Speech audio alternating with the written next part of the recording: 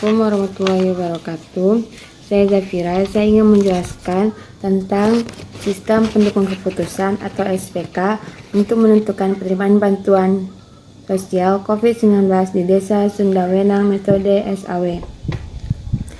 Penyaluran bantuan sosial COVID-19 dinilai belum merata karena banyak masyarakat yang belum mendapatkan bantuan dan ada juga yang mendapatkan lebih dari satu. Hal tersebut diakibatkan karena data yang tidak akurat, sehingga adanya penerimaan ganda hingga orang sudah meninggal masih terdaftar sebagai penerima bantuan. Dan juga jumlah pengajuan bantuan tidak sebanding dengan kuota yang tersedia, sehingga diperlukan SPK untuk menyeleksi penerimaan secara efektif. SPK yang cocok untuk digunakan adalah metode Simple Additive Weighting atau SAW, karena metode SAW mencari nilai bobot terbesar dari setiap kriteria yang ada dengan menentukan kriteria dan bobot untuk setiap kriteria, melakukan proses normalisasi matrik keputusan, dan melakukan perankingan untuk menentukan alternatif solusi terbaik berdasarkan nilai maksimum. Dalam keempat tahap tersebut menjelaskan teknik dalam penerapan sistem pendukung keputusan berdasarkan alur di atas mempunyai peranan untuk menghasilkan sebuah keputusan yang tepat. Intelligence merupakan hasil dari fase kontribusi dari sistem.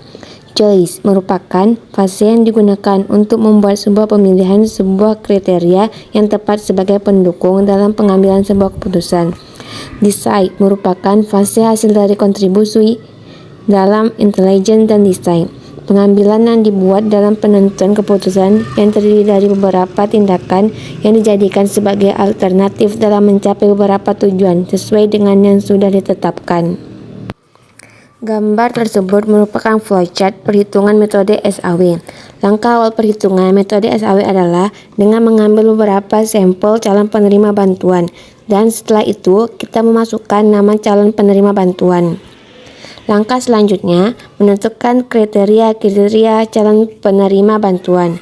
Masing-masing diberi simbol dan diberi nilai bobot.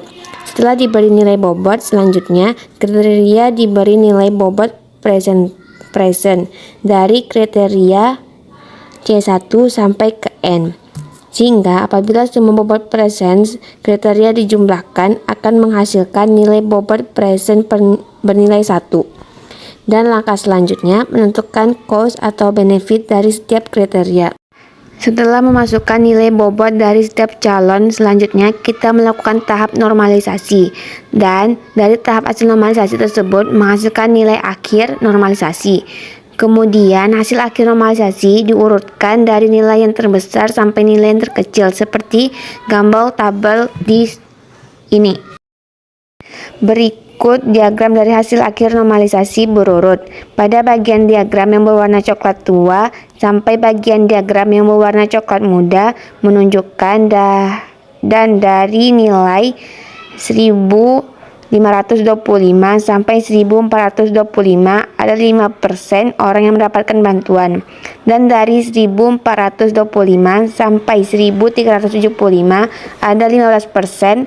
Kemudian orang yang bernilai 1375 ada 35%, dan bagian tabel yang berwarna pink dari nilai 1375 ke bawah menunjukkan ada 45% orang yang belum terpilih mendapatkan bantuan tersebut. Kesimpulan dari SPK untuk menentukan penerimaan COVID-19 di Desa Sundawenang adalah program bantuan sosial yang diberikan pemerintah untuk penanggulangan pandemi COVID-19 masih kurang efektif karena tidak tepat sasaran.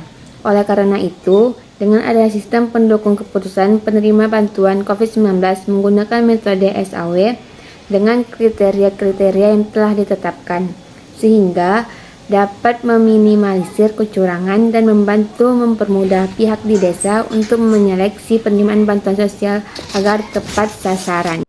Selanjutnya, sistem pakar pendiagnosa penyakit paru-paru metode case-based reasoning atau CBR. Paru-paru adalah organ yang sangat penting bagi berlangsungnya kehidupan. Paru-paru juga sebagai pompa satu-satunya untuk sistem pernapasan bagi manusia. Penelitian ini didorong oleh banyaknya penderitaan penyakit paru-paru seperti tuberkulosis, bronkitis, PPOK, dan pneumonia yang tidak sebanding dengan jumlah dokter spesialis, serta mahalnya biaya konsultasi. Penelitian ini bertujuan untuk membangun sistem pakar yang dapat membantu pendiagnosa gejala awal penyakit paru-paru di puskesmas sebagai asisten dokter umum. Metode yang cocok digunakan untuk penelitian ini adalah metode case-based reasoning atau CBR, karena metode CBR memecahkan masalah yang didasarkan pada pengetahuan dari kasus-kasus sebelumnya. Metode CBR memiliki 4 langkah utama. Yang pertama yaitu retrieve, pencarian kembali. Yang kedua, reuse, penggunaan kembali. Yang ketiga, revise, peninjauan ulang. Dan keempat, retain, penyimpanan kasus baru. Penelitian menggunakan 8 data kasus lama yang diperoleh dari catatan dokter spesialis paru-paru sebagai basis pengetahuan. Kemudian, sistem diuji dengan satu kasus baru untuk dihitung nilai kedekatannya dengan 8 kasus lama tersebut. Selanjutnya, hasil pengujian menunjukkan nilai kedekatan tertinggi diperoleh pada kasus ke-6 dengan skor 0,93 atau 93%, sehingga pasien tidak usah menderita penyakit radang paru-paru. Case-based reasoning menggunakan pendekatan kecerdasan buatan artificial intelligence yang menitikberatkan pemecahan masalah dengan didasarkan pada knowledge dari kasus-kasus sebelumnya. Secara umum, metode ini terdiri dari 4 langkah, yaitu retrieve, reuse, retain, dan revise. Untuk mempermudah mendiagnosa apakah seorang pasien baru menderita penyakit paru-paru atau tidak, dilakukan perhitungan berdasarkan kedekatan kasus lama yang merupakan basis pengetahuan yang dimiliki oleh sistem dan pernah ditangani oleh seorang dokter paru-paru atau pakar paru-paru, seperti gambar tersebut. Kemudian, menghitung tingkat kemiripannya dengan kasus baru yang dimasukkan oleh pengguna tabel 02. Berdasarkan tingkat kemiripan yang diperoleh, sistem akan mengeluarkan diagnosis penyakit yang diderita oleh pasien, seperti gambar tersebut. Dari perhitungan terhadap 8 kasus lama yang ada, kasus yang memiliki bobot kemiripan paling rendah adalah kasus nomor 1, yaitu sebesar 0,3793. Kasus yang menghasilkan bobot kemiripan paling tinggi adalah kasus nomor 6, yaitu sebesar 0,931. Pada proses reuse, solusi yang diberikan adalah solusi dengan bobot kemiripan kasus lama dengan kasus baru yang paling tinggi. Hasil perhitungan dengan bobot menunjukkan nilai kepercayaan lebih dari 90%. Jadi solusi kasus nomor 6 yang direkomendasikan oleh sistem. Pada proses revise, dilakukan peninjauan kembali kasus dan solusi yang diberikan. Jika ada proses retrieve, sistem tidak dapat memberikan hasil diagnosa yang tepat.